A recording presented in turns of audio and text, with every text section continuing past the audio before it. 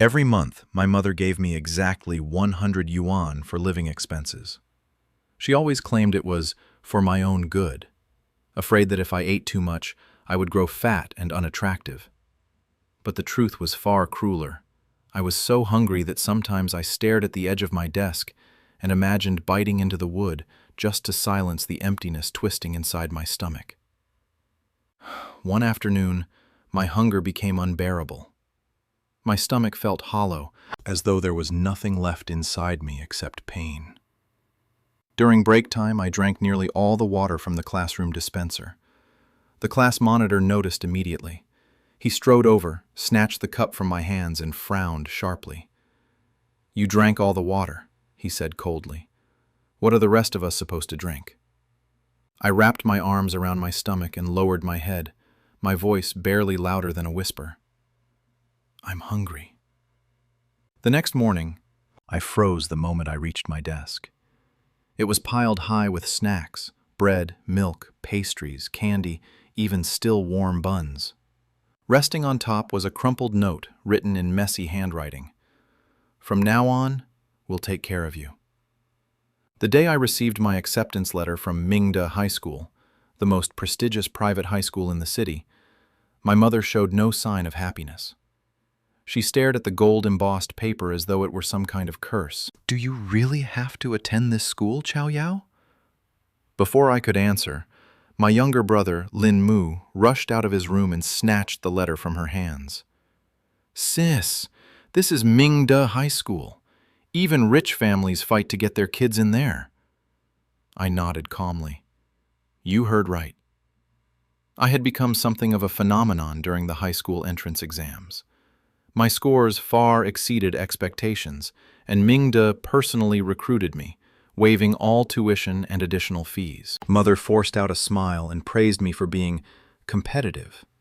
But while serving dinner, she placed every piece of braised pork into Lin Mu's bowl. "Eat more," she said lovingly. "You're still growing." Meanwhile, I silently ate plain white rice. That was how it had always been. When Lin Mu ranked last in his class, Mother comforted him gently and encouraged him to try harder next time. When I ranked first in the entire grade, she dismissed it as luck and warned me not to become arrogant. The day before school started, she called me into her room. Her expression was troubled as she counted the money in her wallet over and over before finally pulling out a crisp 100 yuan bill. "Chow Yao, you know our family situation. Your brother's tutoring classes cost a lot. Mom knows you're understanding, so bear with it this month, okay? Spend this carefully." Then she added softly, "Besides, I'm doing this for your own good. Girls look ugly when they get fat." I stared at the money in her hand. Something inside me turned cold and heavy, like a block of ice sinking into deep water. I didn't take it. Her face darkened slightly as she shoved the bill into my palm. "Only people who endure hardship become successful." I looked at her quietly. "What about the 5,000 yuan of New Year money you said you were keeping for me?" Her eyes shifted away. "Your brother wanted a gaming console. He's under a lot of stress from studying. He needs some entertainment." At that moment, whatever warmth I still held for her died completely. That money had been every red envelope I'd saved since childhood. She had promised to keep it for my future university tuition. I closed my eyes briefly, then accepted the money without another word.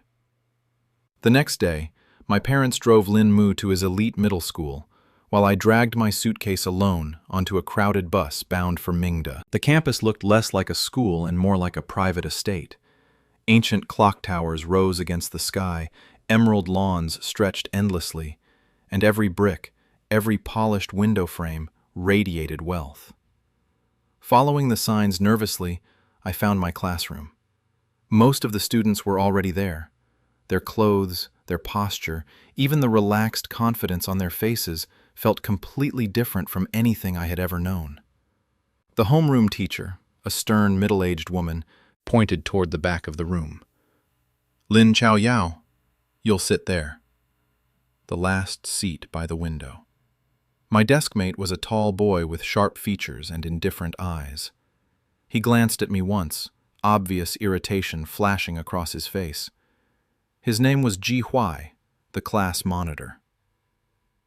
On the first day, the class immediately collected an 800 yuan class fund fee. I only had 300 yuan left in my wallet, including the 200 I had secretly hidden away. When the class treasurer stopped at my desk, I lowered my head. "Can I pay later?" The classroom fell silent. Every pair of eyes turned toward me. Ji Huai let out a soft scoff. His voice wasn't loud, but every word stabbed into me clearly. So poor. My face burned instantly. Fortunately, a girl from the front row suddenly stood up. "Teacher," she said gently, "Lin Chao Yao just transferred here. She probably didn't have time to prepare. I'll pay for her first." Her name was Su Ran. I looked at her gratefully. "Thank you." She simply smiled, warm and bright enough to make my eyes sting with tears. Ji Huai, meanwhile, never even bothered lifting his gaze again.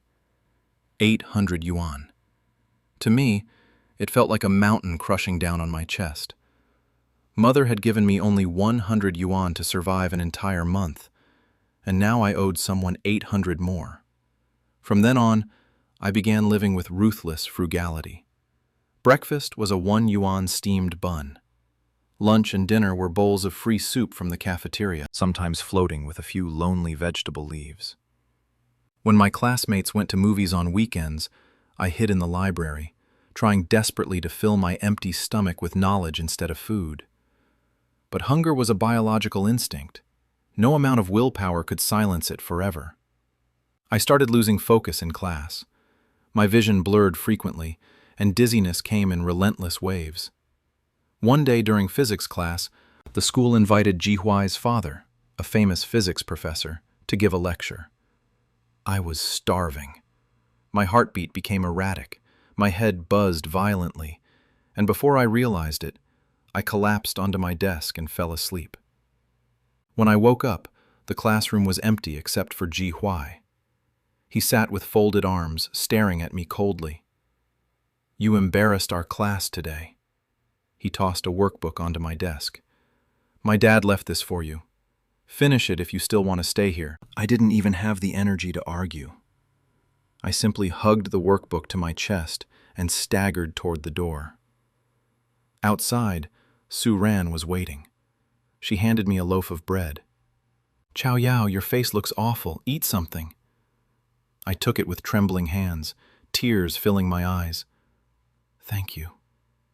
She sighed softly.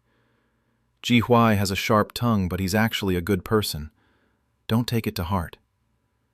I shook my head and bit into the bread. The soft sweetness spreading across my tongue was the best thing I had tasted in half a month. I thought I could survive through sheer determination.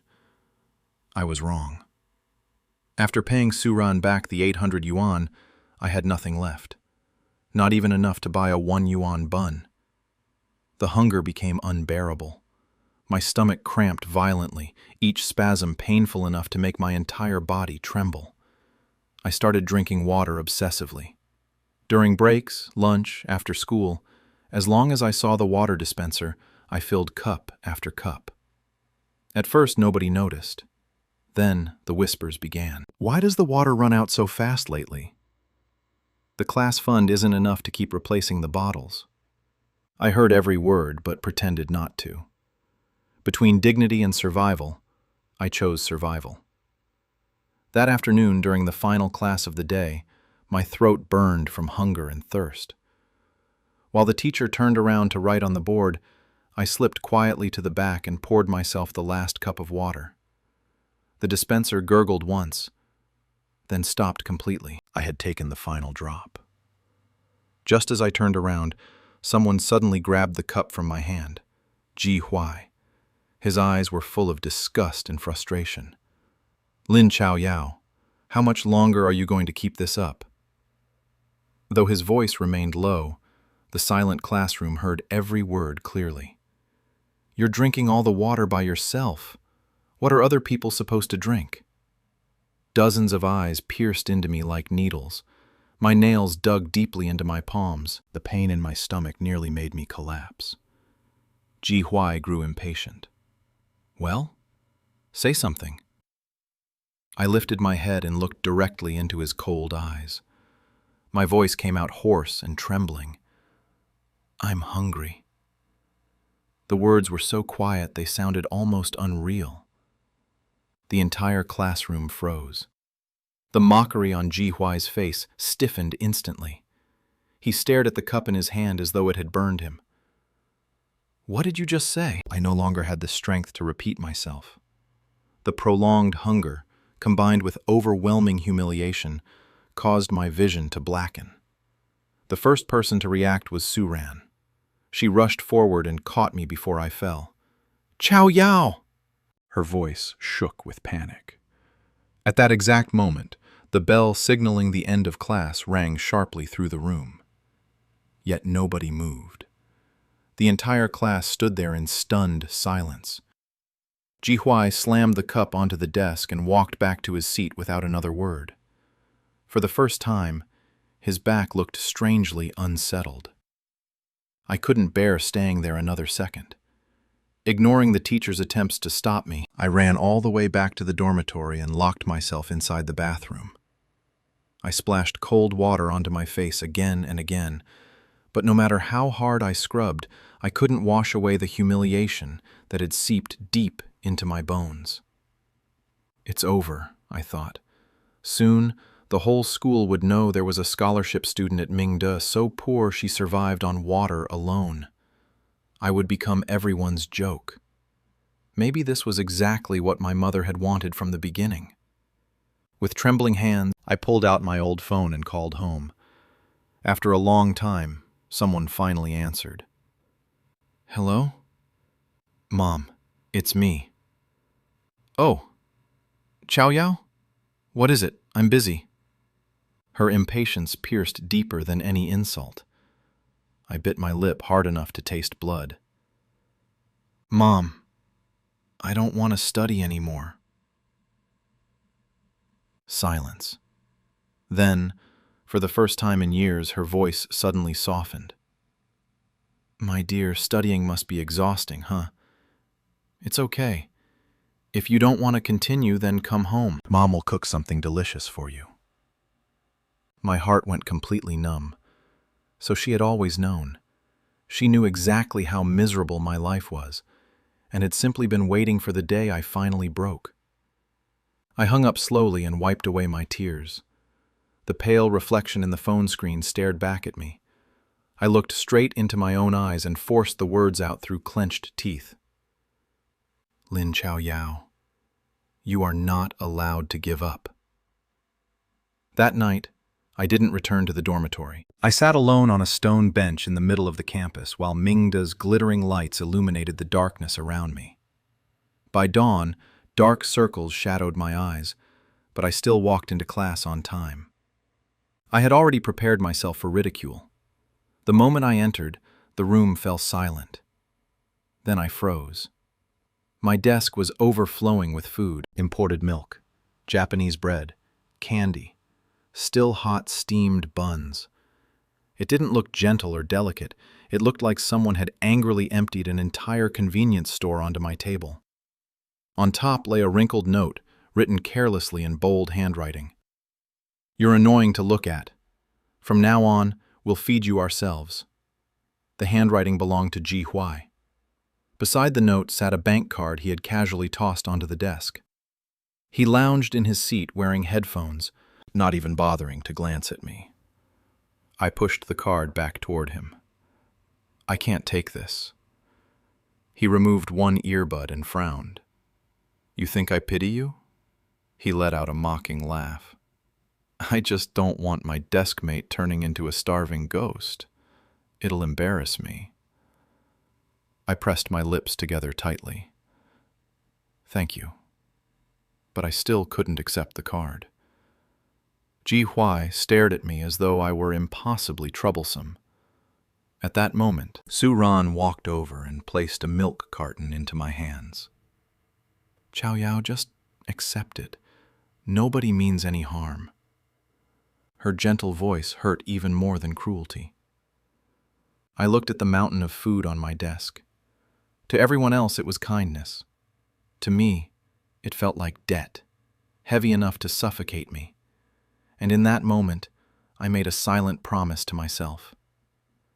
I would survive, not by depending on pity, but by becoming strong enough that nobody would ever have to feed me again. The business of selling study notes grew faster than I ever expected. At first, only students from our class bought them. Then students from neighboring classes started asking for copies. Soon, even seniors preparing for university entrance exams began messaging me through the school forum. With the money I earned, I finally replaced my old broken phone with a second-hand smartphone. For the first time, I had something that truly belonged to me. And once I tasted what financial independence felt like, I couldn't stop. Late at night, while the dormitory slept, I buried myself in research. I collected past exam papers, organized key topics, analyzed common mistakes, and rewrote difficult concepts into concise guides. Eventually, I created an account on the school forum. Username, Jiao Jiao. I uploaded my materials there for sale. To my shock, the account exploded almost overnight. Students praised the notes for being clear, practical, and incredibly accurate at predicting exam topics. Orders flooded in faster than I could organize them. Within a month, I was earning nearly 5,000 yuan. 5,000. The same amount my mother had stolen from my childhood savings without hesitation. Now I could earn it myself. Life slowly began to change. I no longer needed to survive on soup and water. Sometimes, after finishing work late, I even allowed myself small luxuries. A cup of expensive latte from the campus cafe, a slice of cake, warm noodles during rainy nights.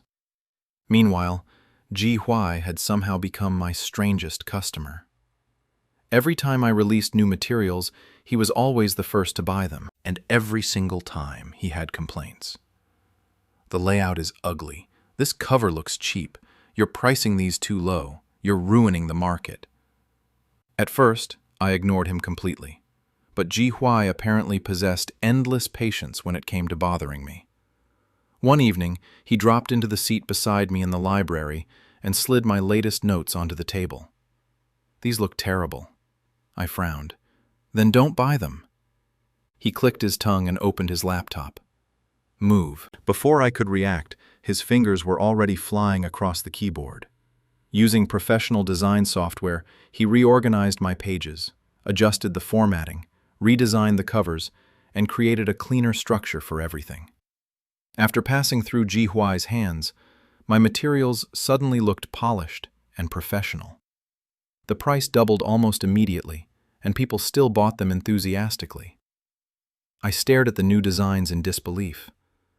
Why are you helping me? Ji Huai leaned lazily against the chair, arms crossed behind his head. Consider it a risky investment, he said casually. I see potential in you. When you become rich someday, remember to split the profits with me. I rolled my eyes and ignored him, but secretly, I began saving half of everything I earned. Su Ran noticed our growing interactions almost immediately. One afternoon, she rested her chin on her hands and looked at me meaningfully. Chow Yao, don't you think Ji Huai's been acting strange lately? What's strange about him? He's never cared about anyone before. I didn't even look up from my workbook. He's probably just bored. Su Ran sighed dramatically. You're hopeless. Not long after that, my mother appeared again. This time, she didn't come directly to me. She went to my homeroom teacher instead. When I was called to the office, Mother was already sitting there, crying pitifully into a tissue. Teacher, you don't understand. My daughter is too stubborn. I want to give her money, but she refuses it and insists on earning money herself. She's still so young. I'm afraid she'll neglect her studies and go down the wrong path. Her voice trembled emotionally, but when she glanced at me, her eyes were cold as ice. My entire body stiffened. The same old trick. pretend to be a loving mother while quietly controlling everything. But this time, things didn't go the way she expected. My homeroom teacher frowned slightly before speaking firmly. "Mrs. Lin, I understand your concerns, but Lin Chaoyao's grades remain extremely stable. In fact, they've improved significantly." She paused before continuing. "And according to school policy, students are not allowed to work part-time jobs. All of her income comes from academic tutoring and study materials created within school regulations. Those are achievements we should encourage." Mother froze. Clearly, she had not expected the teacher to defend me. "But there is no but," the teacher interrupted calmly. "If you truly care about your daughter, perhaps you should support her more. The school ID card can even be linked directly to a parent's bank account for living expenses." Mother's expression became uglier and uglier. She never gave me the information." "You only need her ID number," the teacher replied with a faint smile. "I'm sure you know that." Mother left the office with a dark expression.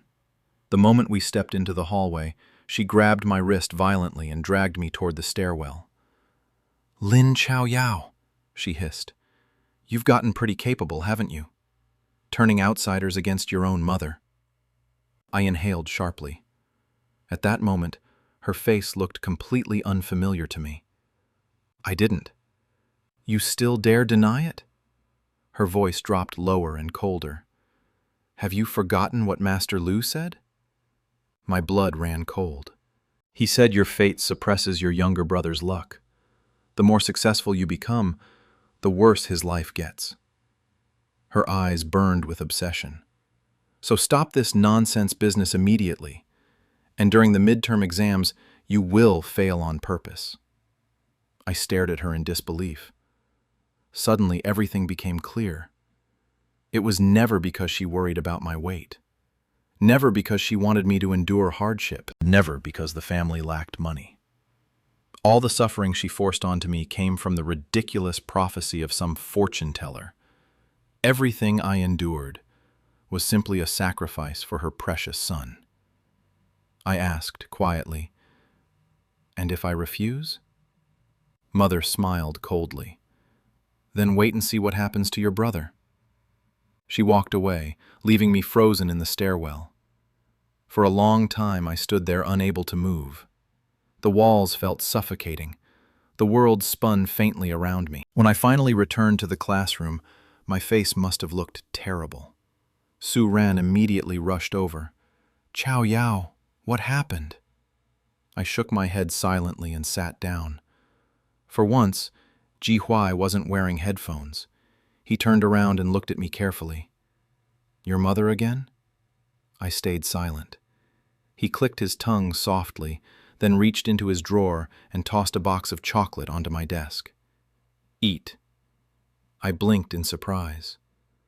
"Sugar increases dopamine," he muttered awkwardly. I opened the wrapper slowly and bit into the chocolate. Bittersweet flavor melted across my tongue, and suddenly I laughed. It felt absurd. My own mother wanted to destroy me because of blind superstition. Yet these people, classmates who once mocked me, kept reaching out their hands to pull me back up again and again. That was the first time I truly understood something. Family by blood did not always mean love, and kindness from strangers could sometimes save a life. The midterm exams arrived faster than anyone expected, and contrary to my mother's wishes, I did not fail. I ranked first in the entire grade. Total score, 735. Even Ji Huai, who had always dominated the rankings, fell 20 points behind me. The moment the results were released, the entire school exploded into discussion. A scholarship student who had entered Mingde from the bottom ranks had climbed all the way to first place within half a semester. It had never happened before. During class, our homeroom teacher stood proudly at the podium while announcing the rankings. Her usually strict voice carried unmistakable excitement. "First place in the entire grade, Lin Chaoyao." Thunderous applause erupted instantly. Su Ran clapped so hard her eyes turned red with excitement. Ji Huai leaned lazily against his chair with his arms crossed, the corner of his lips lifting slightly. "Not bad," he said casually. But for the first time, I no longer felt alone standing in that classroom. The moment school ended, my phone began vibrating non-stop. "Mother," I answered calmly. Before I could even speak, furious screaming exploded from the other end. "Lin Chao Yao, you disgusting curse! Are you trying to destroy your brother? His grades dropped again this time. It's all because of you." I listened quietly while she shouted. Only after she finally ran out of breath did I speak softly. "Mom, are you done?" Her breathing paused. Then I asked gently, each word sharp as steel, "Did Master Lu ever tell you, if I become the provincial top scorer, who exactly will suffer from my bad luck?" Silence. I laughed coldly. "My life belongs to me. What happens to Lin Mu has nothing to do with me anymore." Then I blocked her number. The school awarded me a 5,000 yuan scholarship for my Chengji. I didn't touch the money. Instead, using my own earnings, I rented a tiny studio apartment near campus and applied for off-campus living permission. My homeroom teacher approved it immediately. The day I moved out of the dormitory, Su Ran helped me pack. Her eyes were red the entire time. "Chao Yao, you have to take care of yourself, okay? I'll come visit often." Ji Huai stood nearby with both hands in his pockets, pretending not to care. Only after Su Ran left did he finally speak. "Send me your address." I blinked. "Why?" "In case you starve to death alone in there and nobody notices." His words were as sharp as ever, but by then I already understood. That was simply how Ji Huai cared about people. So I sent him the address anyway. Living alone changed everything. Without the constant pressure of the dormitory, my efficiency skyrocketed. I no longer only sold study notes. I began researching university admissions, career planning, and scholarship applications. I created slideshows, held online seminars, and organized detailed educational resources. The income became astonishing.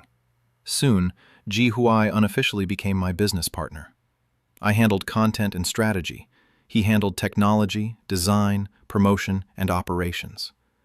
Together, we worked with terrifying efficiency. Within months, our small educational studio became well known throughout Mingde. By the end of the first semester of 11th grade, my savings had already surpassed 6 figures. One night, after staring at my bank balance for a long time, I finally called my father. For years, he had existed in my life like a shadow, silent, distant, never interfering. When he answered, his voice sounded strangely nervous. "Chao Yao?"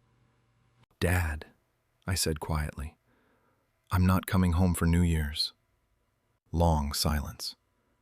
"Because of your mother?" "Yes." He sighed heavily. "These past few years, she's been obsessed with that fortune teller." I closed my eyes. "Dad, do you know how ridiculous this sounds? She wanted to destroy her own daughter over one stupid prophecy."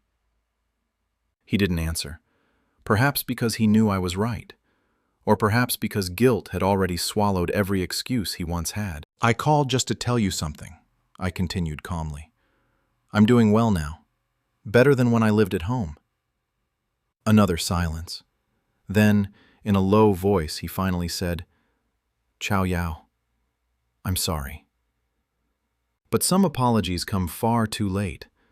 By then, the wounds had already scarred over. During winter break, I stayed alone in my small apartment. Outside, fireworks lit up the city sky, while explosions echoed endlessly through the night. Inside, I boiled frozen dumplings by myself for New Year's Eve dinner. At midnight, my phone buzzed with messages. Su Ran sent a long voice message screaming New Year greetings. Ji Huai sent a red envelope worth an absurd amount of money. Below it, he wrote, "This isn't lucky money. It's a year-end bonus from your investor. Keep working hard. Someday buy me a car. Haha. I stared at the message for several seconds before bursting into laughter. On the third day of New Year, someone knocked on my door. I assumed it was the property manager, but when I opened it, Ji Huai stood outside. Snowflakes clung to his dark hair and black coat. His face looked exhausted, as though he had traveled a long distance overnight. Behind him were several heavy grocery bags filled with vegetables, meat, and seasonings. I stared blankly. "Why are you here?" He glanced at me coldly. "I figured if I didn't come, you'd probably starve to death in this apartment." Without waiting for permission, he walked straight into the kitchen and opened the refrigerator. Inside sat only bottled water and frozen dumplings. His brows tightened instantly. "Lin Chao Yao," he said slowly. "Are you secretly a pig? How are you surviving on this?" I looked away awkwardly. "I don't know how to cook." For the first time in my life, Ji Huai looked genuinely speechless. "You seriously can't cook?" I shook my head quietly. At home, the kitchen belonged to my mother and Lin Mu. I wasn't even allowed inside. Ji Huai fell silent for a long moment. Then he sighed softly. "Move aside." He rolled up his sleeves and began washing vegetables. The sounds of running water, chopping knives, and sizzling oil soon filled the tiny apartment. For some reason, the ordinary noise made the empty room feel warm for the first time. Half an hour later, 4 dishes and a soup sat neatly on the table. Sweet and sour ribs, Coca-Cola chicken wings, tomato scrambled eggs, corn rib soup. Every single dish was my favorite. I held my chopsticks tightly but couldn't move. Ji Huai glanced at me. "Why aren't you eating?" I looked up at him slowly. "Ji Huai, why are you so good to me?" For once, he didn't answer immediately. Instead, he casually placed a piece of rib into my bowl. "Didn't I tell you already?" he said lightly. "This is a risky investment. I can't let my money-making machine collapse." I lowered my head and bit into the rib. Sweetness spread across my tongue. At some point, tears quietly slipped down my face. Because after 16 years of life, this was the first time anyone had cooked for me simply because they wanted me to eat well. The college entrance exam results were released 2 weeks later. My phone nearly exploded from the number of calls and messages flooding in. Provincial top scorer. The moment the ranking became public, my name spread across the entire city overnight. Reporters rushed to Mingda High School, wanting interviews with the miracle scholarship student who had risen from poverty to the top of the province. Some even tracked down my old neighborhood, but the house was empty. Eventually, they found me through the school. I refused every interview. In the end, I released only a short statement. "Thank you to Mingda High School, my teachers, and my classmates. As for my family, I have nothing to say." That single sentence became the final line separating my past from my future. Not long after, my father called. The moment I answered, I heard exhaustion in his voice unlike anything before. "Chao Yao, Dad is proud of you." I remained silent. He continued slowly. "Lin Mu failed the exam. He didn't even reach the minimum university admission score." My expression didn't change. "And Mom?" Father let out a bitter laugh. "She's lost her mind. Every day she screams that you ruined his future." Outside the cafe window, traffic moved endlessly beneath the summer sunlight. Yet inside me, there wasn't even the slightest ripple. For years, I had imagined how satisfying revenge would feel. But when the moment truly arrived, all I felt was emptiness. Father spoke again after a long pause. "Your mother and I are divorcing." I lowered my eyes quietly. "This family can't continue like this anymore." Then, in a voice filled with guilt, he added, "After we sell the house, I'll give you half." This time I didn't refuse. That money was something I deserved. A few days later, the transfer arrived in my account. Using the money, I bought my first real home, a small apartment near the university district in Beijing. At the same time, I repaid the investment Ji Huai had secretly contributed to our company. He looked at the amount in his account and raised an eyebrow lazily. "That's all?" I crossed my arms. "You said you wanted half the profits. What more do you want?" Ji Huai leaned closer suddenly, his voice low and teasing. I changed my mind. My heartbeat skipped slightly. "What condition?" His dark eyes locked onto mine. "I want half of you instead." For 2 entire seconds, my brain stopped functioning. Then my face exploded with heat. Ji Huai burst out laughing for the first time in ages, clearly delighted by my reaction. By the time university enrollment season arrived, the three of us stood together once more. Su Ran was admitted to Fudan University in Shanghai. I entered Tsinghua University. Ji Huai chose Peking University, directly beside mine. Before entering campus, we took a photo together beneath the university gate. Su Ran hugged me tightly, her eyes red again. "Chao Yao, from now on, if Ji Huai bullies you, call me immediately. I'll fly over and beat him up." Ji Huai pulled her away mercilessly. "Get lost." Then he turned toward me. Sunlight reflected in his eyes like rippling water. "Lin Chao Yao," he said softly, "welcome to Beijing." University life felt freer than I had ever imagined. Ji Huai and I officially moved our company headquarters to Beijing. We rented an office, hired employees, expanded operations, and slowly transformed our small educational studio into a real business. By sophomore year, we received our first round of startup investment. The lead investor was none other than Ji Huai's father. During the signing ceremony, he patted my shoulder warmly. "Chao Yao, you're the strongest and most outstanding girl I've ever met." Then he glanced toward Ji Huai with obvious satisfaction. "That brat is lucky to have you." I smiled softly. We built this together. Standing beside me, Ji Huai quietly tightened his grip around my hand. He was no longer the arrogant teenage boy from high school. Time had sharpened him into someone calmer, steadier, more mature. But whenever he looked at me, his eyes still shone exactly the same as before. By senior year, several prestigious universities overseas offered me further study opportunities.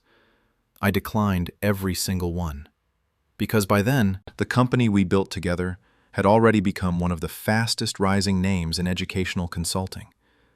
This dream belonged to both of us, and I didn't want to leave him behind. The day of university graduation, my father came. He looked much older than before. Half his hair had already turned white. He told me Lin Mu had eventually been sent abroad to attend an average school, while mother followed him there. "Even now," father said bitterly, "your mother still believes you ruined him." I nodded calmly. "I know." Then he took out an old yellowed notebook from his bag. "I kept this for years," he said quietly. "It's your childhood diary." I opened it slowly. Inside, messy, childish handwriting filled the pages. One sentence caught my eye immediately. "I hope Mom can love me a little more." For a long moment, I simply stared at the words. Then I closed the notebook gently and smiled. "It's okay now." Father's eyes reddened instantly. "Yes," he whispered hoarsely, "it's all over now." When he turned to leave, his back looked lonely and bent beneath the evening sunlight. This time, I didn't stop him. Some people only become strangers after a lifetime of pain, and some wounds no longer need closure. Outside the graduation hall, Ji Huai stood waiting for me. He wore a black suit and held a bouquet of brilliant sunflowers. The moment I walked toward him, he suddenly knelt on one knee. Gasps and cheers erupted all around us. Inside the velvet box in his hands, a diamond ring glittered beneath the light. "Lin Chao Yao," he said softly. "I've been investing in you for 6 years now." His eyes curved slightly with a smile. "I think it's time to collect my returns." My throat tightened instantly. He looked at me with a gentleness that made the entire noisy world disappear. "So," he continued quietly, "will you give me the rest of your life too?" My eyes blurred with tears. From 16 to 22 years old, from school uniforms to formal suits, this boy had walked beside me through every darkness and every sunrise. He was the brightest light in the loneliest years of my youth. Slowly, I extended my hand toward him. "Mr. Ji Huai," I said through trembling laughter, "your investment return rate is pretty high." He laughed softly, slipped the ring onto my finger, and pulled me into his arms. At that moment, it felt as though every storm in my life had finally come to rest. A few days later, our group chat exploded with messages again. So the proposal finally happened? Why did it sound like a business negotiation? Exactly. That's so perfectly on brand for you two.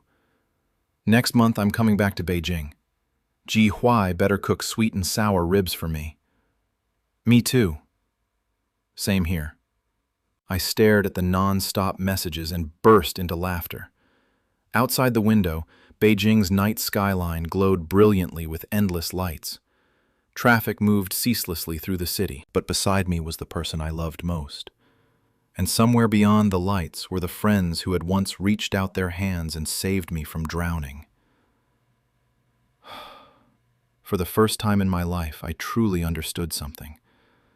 I had finally escaped my past and stepped into a future that belonged entirely to me. Years later, whenever reporters interviewed us about the company's success, they always asked the same question. What was the turning point? Most people expected answers about business strategy, investment opportunities, or educational reform. But every single time, my mind returned to one memory: a paper cup of water, a trembling voice in a silent classroom. "I'm hungry." That sentence had once been the greatest humiliation of my life. Yet strangely enough, it had also become the moment that changed everything. Because after that day, I finally stopped waiting for love from people who would never give it. And once I stopped begging for warmth from the wrong place, my life slowly began to bloom on its own. At 28 years old, I stood in the office of our company headquarters overlooking Beijing's financial district. The educational platform Ji Huai and I built had already expanded nationwide. Thousands of students used our materials every year. Many came from poor families, just like mine. Whenever I saw scholarship applications from girls who reminded me of my younger self, I approved them almost instinctively. Ji Huai used to tease me about it constantly. "Boss Lin," he would say lazily while leaning against my office door, "if you keep giving money away like this, sooner or later the company's going bankrupt." But every single time, he still quietly increased the scholarship budget afterward. Some habits never changed. Neither did he. One rainy evening, after finishing a meeting, I stood by the office window watching the city lights blur beneath the storm. Ji Huai walked over and draped his coat across my shoulders naturally. "You'll catch a cold." I smiled faintly. "You sound older and older lately. And you're still terrible at taking care of yourself." His fingers brushed lightly against mine before naturally intertwining with them. Even after all those years, his hands still carried the same warmth that once pulled me back from the edge of a balcony.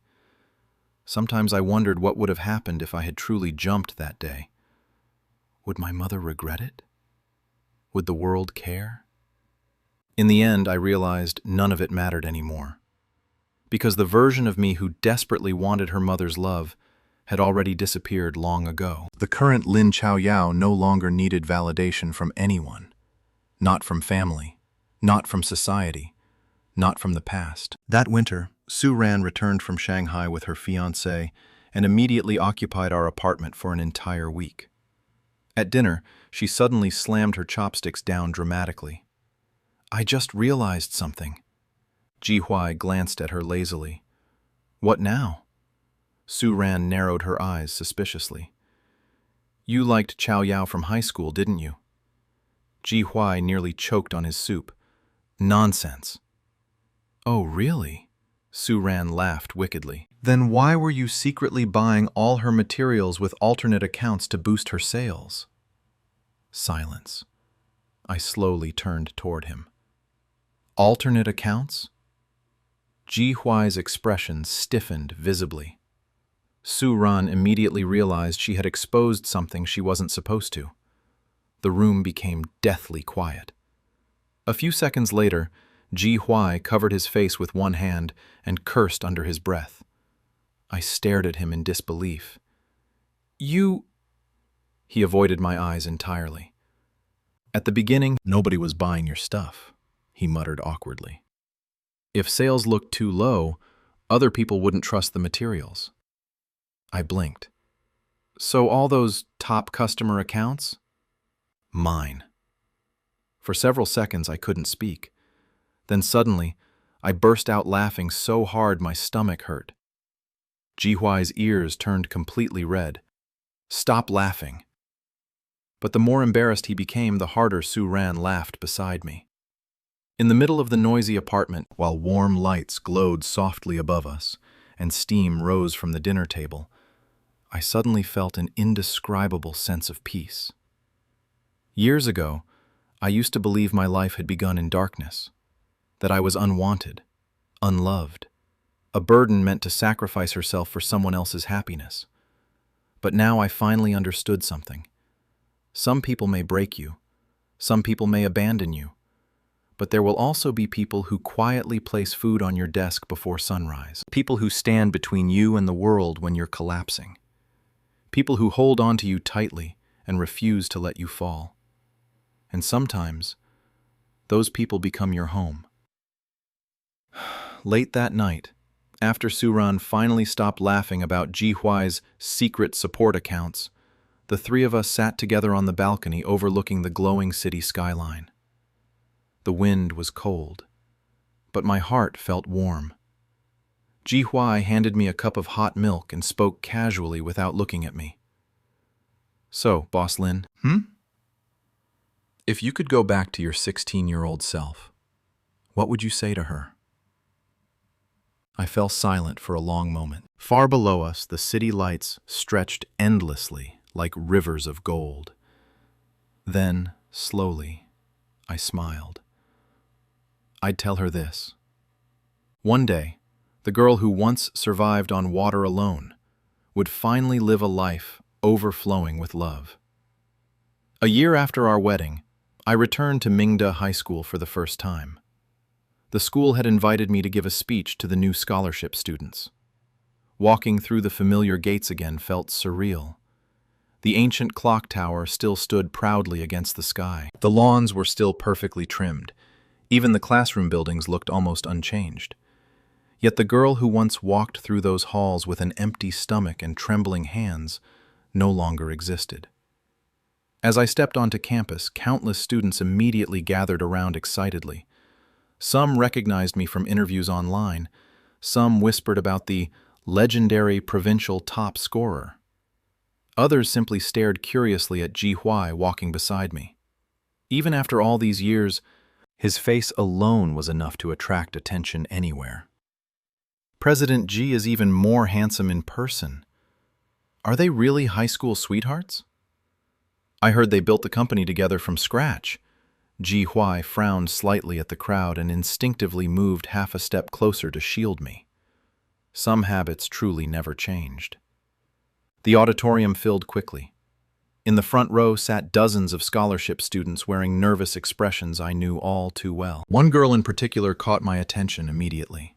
Her school uniform sleeves were slightly worn.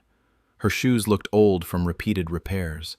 And while everyone else chatted excitedly, she sat quietly in the corner, clutching her notebook tightly. I saw myself in her instantly. When the speech finally began, the principal introduced me with endless praise. Provincial top scorer, youth entrepreneur, one of Mingda's most outstanding alumni. The applause thundered throughout the hall. But when I stood at the podium and looked at the sea of young faces below me, only one memory surfaced in my mind.